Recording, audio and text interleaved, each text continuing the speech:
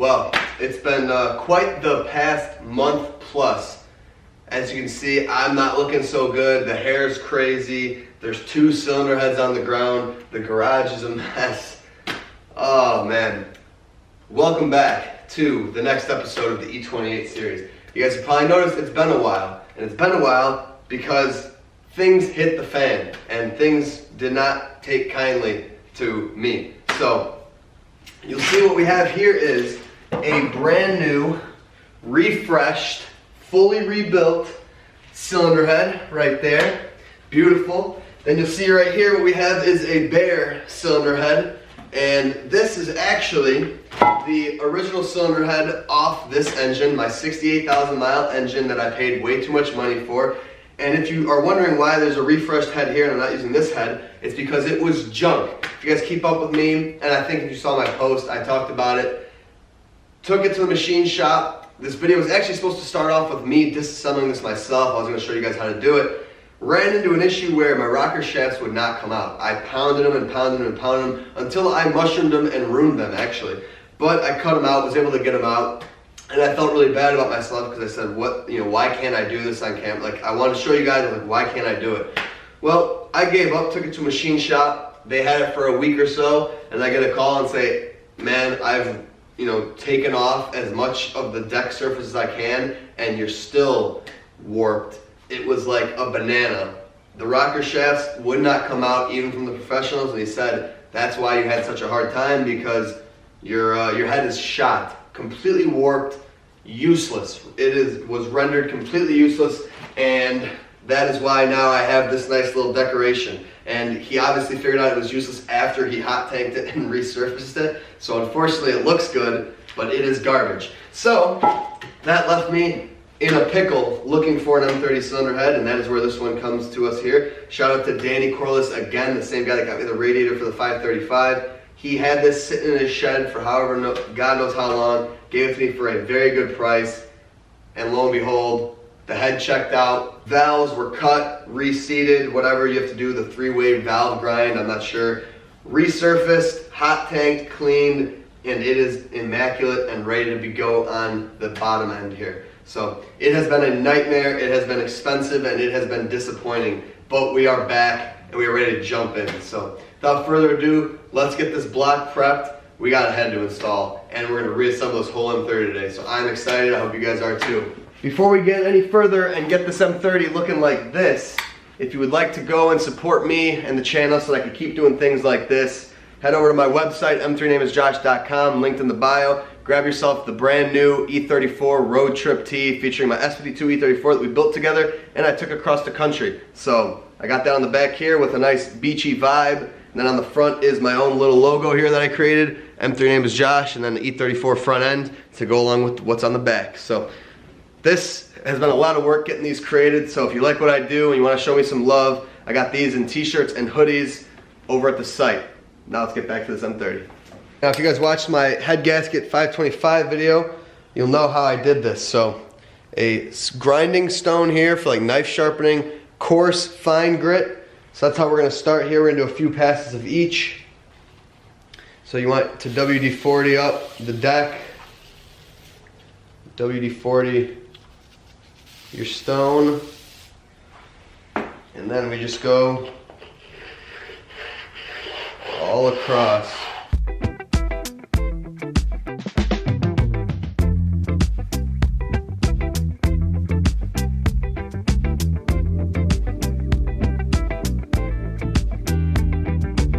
Okay, now we're going to move to the fine side of the stone. Wish the stone was a little bit longer because the M30 is a little wide, so it doesn't quite cover all of it, which is not great, but it's alright.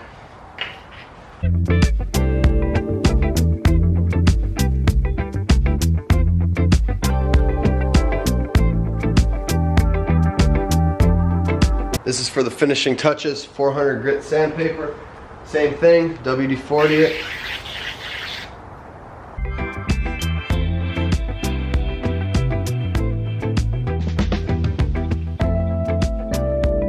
I mean, for an at-home little block decking, I'd say that's pretty good.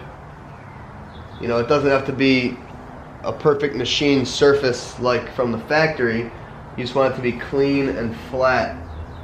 I talked to the machine shop and he said the block should be totally fine. There's no need to dig into the block. So I'm gonna trust what they have to say because they are a machine shop. They are professionals. They've been in business for a long time.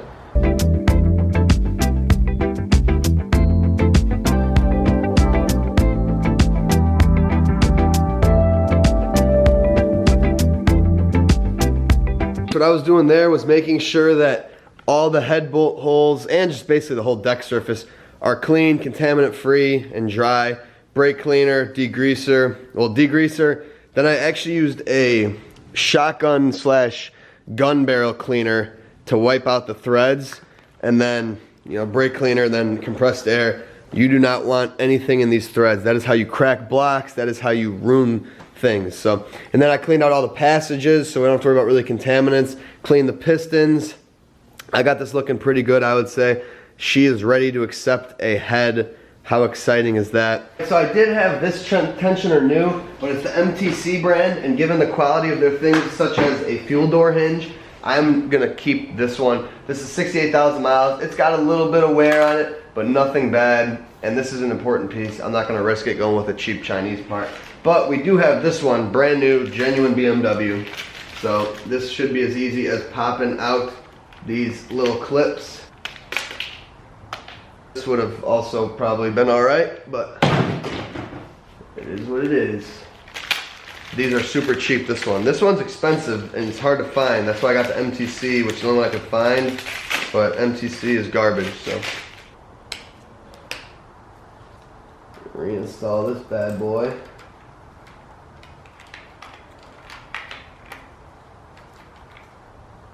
Okay, so I got the front timing cover, RTV'd, brand new front main seal, RTV on the block.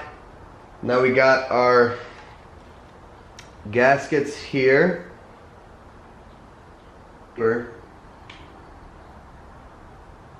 And these always leak.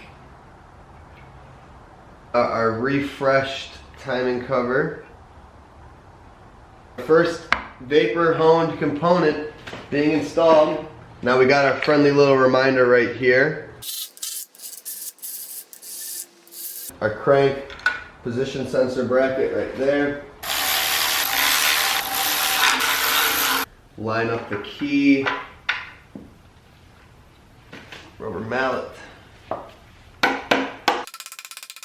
Jesus nut time. Got some red Loctite on there. I have this homemade angle iron bar that I threaded to fit on the whatchamacallit, and then I funnily enough saw a funny post in the forum of a guy using an engine stand leg, so I'm using a engine hoist leg, wheel and wood underneath the engine so we don't break the engine off the stand. Now I've had decent luck before, so let's try it.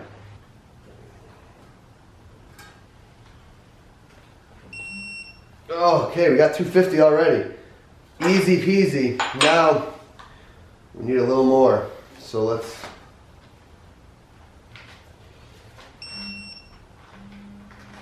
see what it says we're going to. 276. Come on, old snap-on. And my body weight.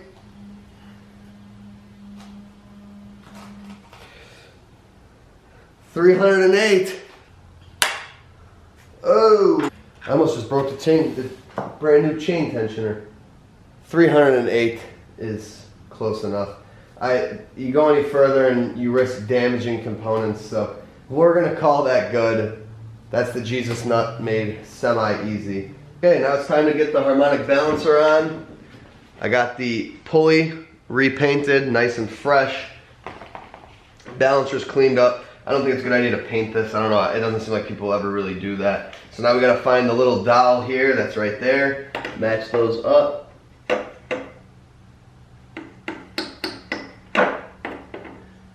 Just like that.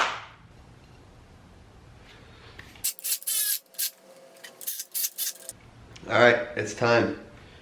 Brand new head gasket going on.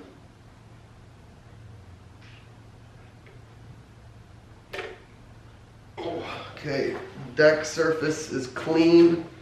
She's ready to go. Now I got the valves in on the cylinders that are TDC. That's very important.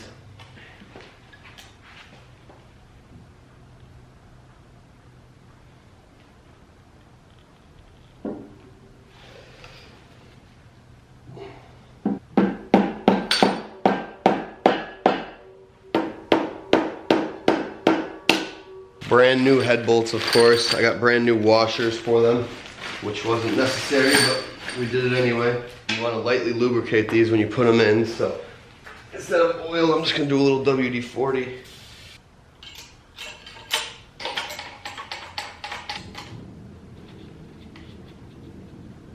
Not a lot of torque on these, but enough.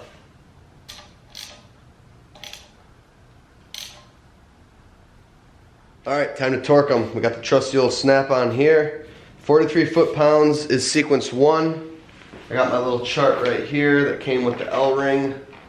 So we're just gonna follow along and get this thing torqued down.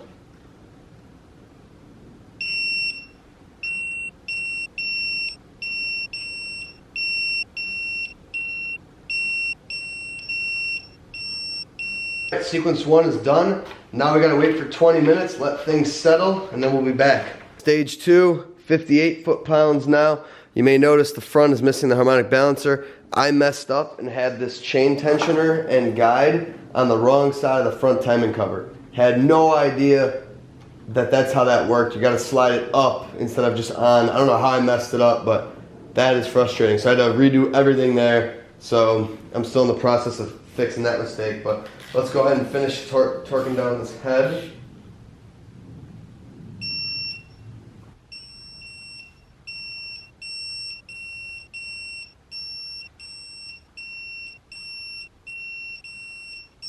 Alright, so that is sequence 2. Now, sequence 3, remind me guys in a couple weeks, because sequence 3 you have to run the engine for 25 minutes at operating temp, and then you can come back and you torque to a 35-degree angle. So we cannot finish sequence 3 until after this thing is running, which is crazy because that seems like so far away. So someone remind me, I got it written down on my thing over there. So that is all we can do for now.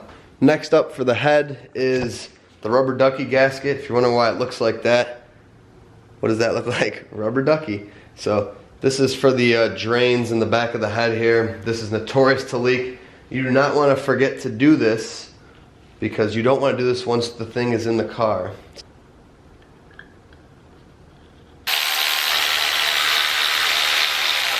Put the water neck on. So I'm going to use the water pump thermostat RTV. This is actually one of the parts that came off of the E28 donor car because B35s have a block-off plate here, but the E28s with the M30s run a channel to the heater core. And people say this is actually better for cooling because it flows through the head rather than stops. So this is going to help me because I can utilize the stock E28 heater core, or not heater core, heater valve lines, but also supposedly better cooling. So, all right, and now comes the tedious game of timing this bad boy. So, like I said, harmonic balancer, top dead center reading on the timing cover, and then what we have to do is get this, get the head so that the 2 bolts here are perpendicular with the head, or parallel with the head, and then that dial is at the 7 o'clock mark. So like right now, we're a little bit too far.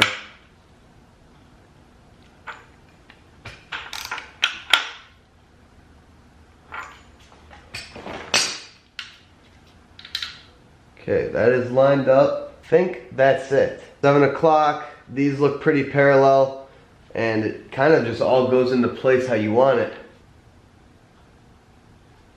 Yeah, that's definitely it. So now I can put the bolts in for the sprocket. And again, this is what we're looking at it. So you can see these 2 right there, parallel with the head. And the head's a little bit tilted, so it might come off as a little bit weird, but, and then that dial right there at 7 o'clock. Alright, so I got the sprocket bolts in since it's in time now. Trying to put this chain tensioner in. Brand new spring, brand new crush washer. Piston itself is not getting replaced.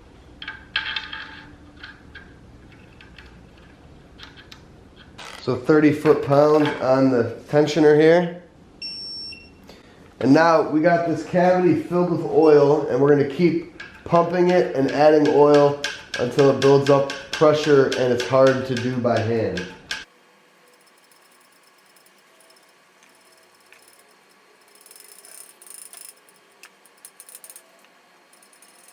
And you can see there it's a lot, well you probably can't see, but it's a lot harder to do. You basically just fill this up and keep pumping it until it gets harder, and that's how you know it's tensioned properly. Now that this is all in time, we can do the torque down the nut here. That has to be 107 foot-pounds crank and go the other direction here. Let's see.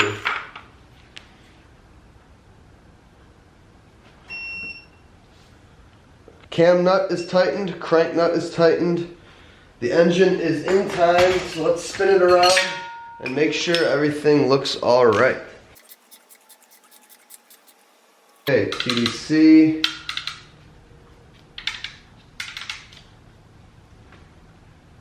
This is lined up. The cam, that's perfect. Dial's at 7 o'clock. Oh yeah. We can now install the upper timing chain cover. Oh yeah, that fits very nice.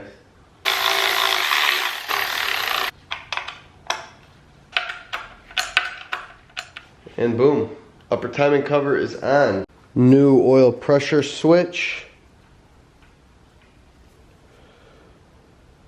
I got the distributor rotor flange thingy in there.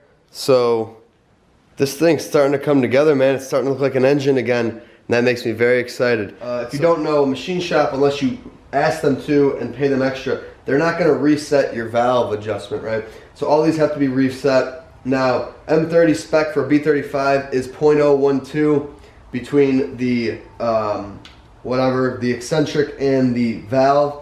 But we're going to go ahead and go for the between the rocker arm and the cam section, which is you're shooting for 0.009. That's just a better way to check because these wear unevenly. That is a more consistent wear. So we're going with that spec right there. So I'm going to rotate around, time-lapsing it, and just adjust all the valves real quick.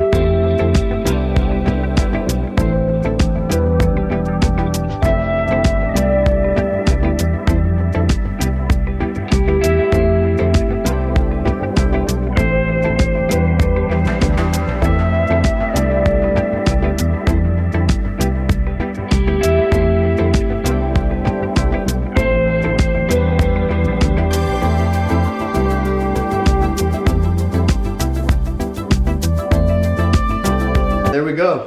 All the valves are adjusted. We are good to go. So, got them all marked off so I know which ones I did, obviously. And now I believe we are ready to put the valve cover on, and we can kind of button up this top end because there's nothing else we have to do in here. It's timed, valves are adjusted, everything's torqued down, the head's torqued. Like I said, we got to run the engine before we can torque it again, so that's why I bought 2 valve cover gaskets. Probably could reuse it, but anyways, yeah, let's go ahead and pop the valve cover on this thing so we can close it up. Traditionally, you would RTV at the seams on these, and sometimes on M30s, you might just do the whole valve cover, but you know, RTV the whole thing. But I have to retorque the head stuff after 20 minutes of run time, so there's no point in me having any RTV here that I have to deal with that's going to be messy. Let's just go for it. Okay.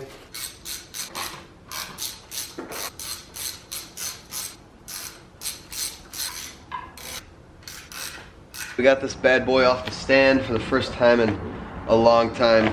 Now let's get this rear main seal out.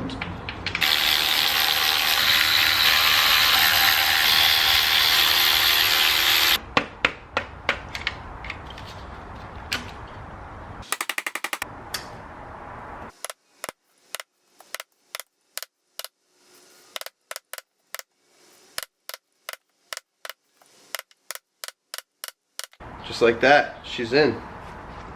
Okay, before we do the rear main, we gotta get the pilot bearing in there. So this was an auto car, so it never had one, so don't have to worry about taking one out. So, pilot bearing there, 22 mil socket, and a mallet.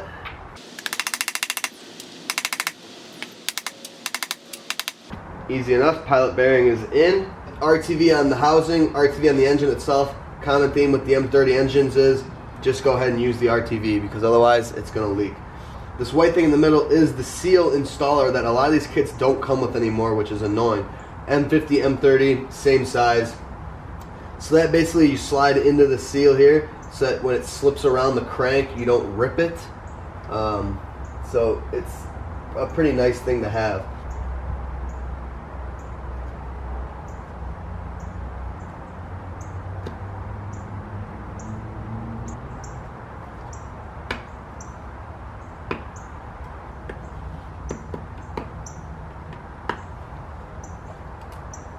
That looks to be a successful slide on.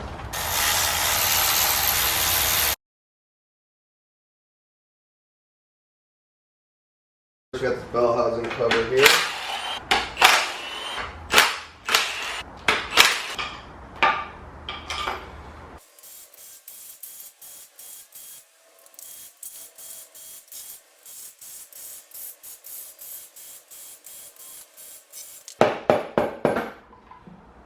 Alright, kind of nervous to see what this looks like given what all happened with the head and stuff. Looks like a low mileage engine that's sat. I'll pull you guys in real quick. Very stained, very dark, a lot of old oil residue, a lot of years of sitting. You gotta figure if this thing had 68,000 miles, hardly been driven all its life in the long run. But inside the pickup there, I actually don't see anything. So that's good. Old oil pan gasket. It's like a chip. Okay, so I got the black surface clean. The pan is all cleaned. If you don't know what I do is a razor blade and then a Scotch-Brite pad and then brake cleaner and some towel. And it should be perfectly good. And then what I do is RTV both the pan and the block. So both sides of the gasket.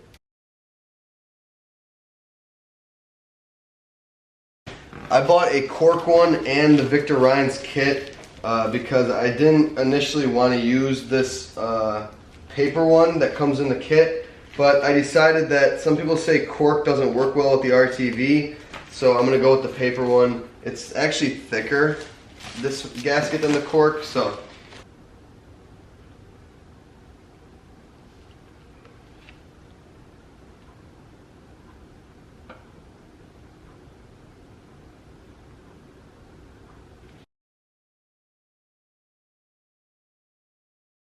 Alright, we got everything snugged down. Now we wait for that to cure for the next hour before we torque it to spec.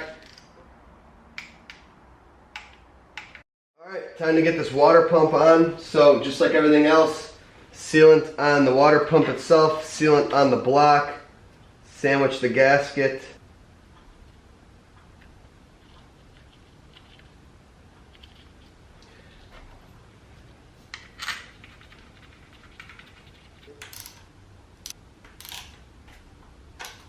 Up next here is our thermostat housing, and now since I'm using the ITBs, we have a special piece here that you usually would not have. What this is the little adapter that offsets the thermostat housing to clear the cylinder 1 throttle body because the cones or whatever. So what we have to do is install this first, and instead of putting the stock studs in, we have little hardware here that you'll see goes in, and then the stock studs go into the adapter piece. But before we do that, we obviously have to put the gasket in, and this will be getting the RTV treatment, if you guys couldn't already guess that. Okay, so now good thing I store and hoard parts because I didn't realize since you're using an adapter here, you actually need 2 gaskets. Luckily I had this spare one laying around. So we got the thing from RHD, the adapter piece, bolted up, torqued down. Now we got this existing studs that would usually go into the head, into the adapter piece, because I believe that's how you would do it. And then we got our secondary gasket here. Slide that bad boy on there. Thermostat time. And now the thermostats on these things use an O-ring and a paper gasket. So you gotta remember though, arrow up, but when the engine's on the stand, arrow up is not gonna be the top here. The engine's gonna be tilted. So I got the engine tilted here just to kind of reference me. So it's gonna be more so like this, I would say.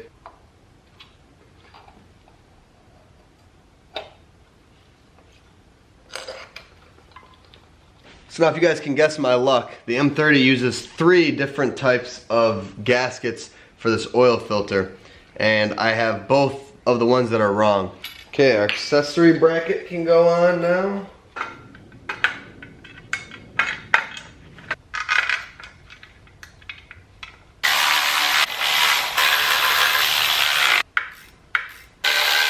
AC bracket.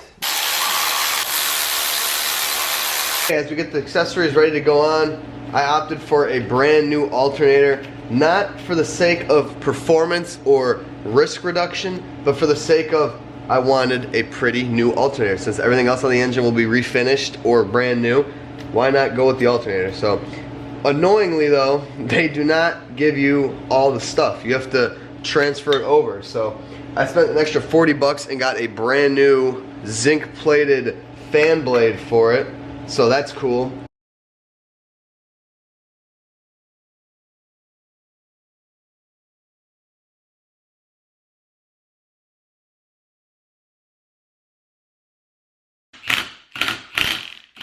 This thing looks sweet with the fresh zinc blade, resprayed pulley. I mean, this would kill the look of a new alternator, so that's really exciting right there. While I wait for the alternator parts to dry, we are actually going to rebuild the power steering pump as well. Now, I'd encourage you guys to go watch my 7 series video if you want to see how to actually go through this. Otherwise, I'm just going to show, some stills of it because that's not the heart of this video.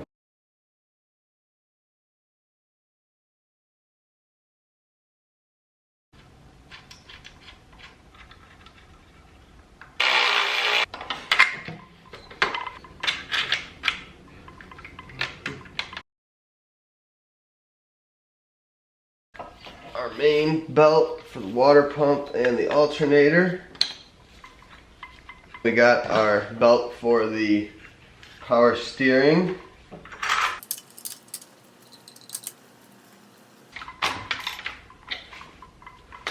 Okay, that belt's good. Can't forget the spark plugs. We got NGK ZGR5A. Heard good things about these on the M30s, so.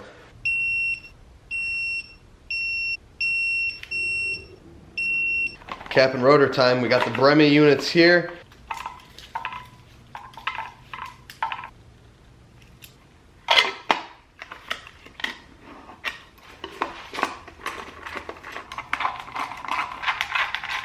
Can't forget our temp sensors. So we have a brand new blue one here. This is like the same part that's on a lot of E34s and stuff. This is a pretty common temp sensor. And then this one, I thought I ordered the right one. I ordered the wrong one. This actual unit itself is like $130 back ordered. So we're going to be reusing it. Obviously we got a brand new seal on it, but we are not going new on that, which sucks, but.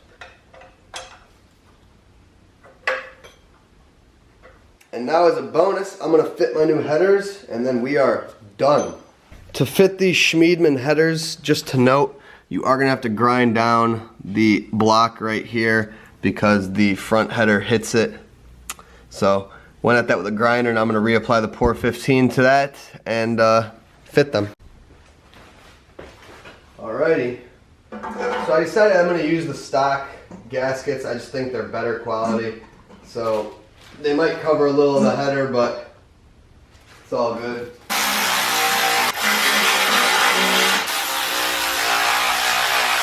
So how stupid you gotta be to put the wrong headers on first, and these have to go on before these ones. So looks like we are undoing all of our work. Okay, we did it.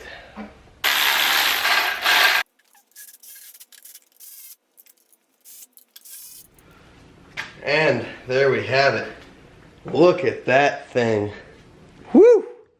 Those headers look good. And there we have it, everybody.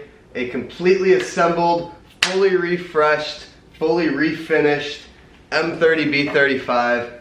This thing is like looking at a piece of artwork. I love M30s. I love how they look, and I love how they look when they're fully refreshed. I've never actually gotten to do this with one, and I am thrilled. These are badass motors, but they're always just so neglected and leaky and corroded. When you go through and refinish everything, paint the block, man, put some headers on it, ITBs, which aren't even on yet. That's saving that for the next video. I just have the studs basically for them. These things are pretty when you do all that, and it's just, it like doesn't feel real looking at this. It's been in the works for so long, so many setbacks. I can't even believe it's here and it's ready to go. I am so stoked. I hope you guys enjoyed this video. I hope you learned a few things, and I'm out of breath because I'm running around. I'm so excited, man. Next episode, we will probably be installing this because the ITBs and stuff, I'm gonna wait till it's in the car. So I'm gonna dedicate a whole episode to just installing and tuning the ITBs, and then that'll probably be the first start episode to see if we did everything right. So now we just look at it until it's time to put it in. If you guys haven't yet, the M3 name is Josh. E34 road trip tee and hoodies are available. If you made it this far to see this ad, I appreciate you. So if you want to support me, what I do on the channel, this is how you do it, because YouTube doesn't make enough money to keep doing stuff like this. So it's got the badass S52 E34 that we built on this channel. On the back, on the front is my very own little logo here. M3 name is Josh with an E34 front grille, obviously because of what the shirt is. So if you want one of these, head over to my website. It'll be linked in the bio. And yeah, I appreciate you guys. Thank you again for watching, and I'll see you in the next episode. Peace.